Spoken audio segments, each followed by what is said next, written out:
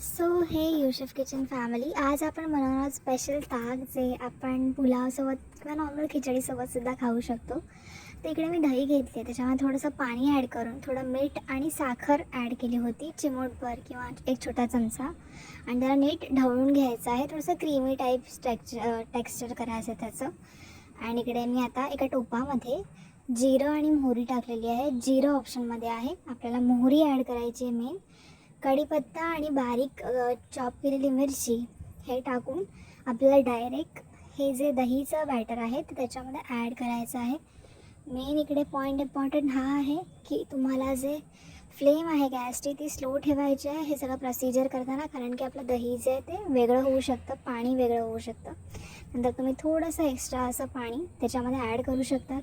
कोथिंबीर ॲड करा आणि लो फ्लेममध्येच हे करायचं आहे. आणि हे टेस्ट एवढं छान लागतं ह्याचा की तुम्ही नक्कीच हे ट्राय करा आणि मला नक्की कमेंटमध्ये सांगा की कसं झालं आहे हे.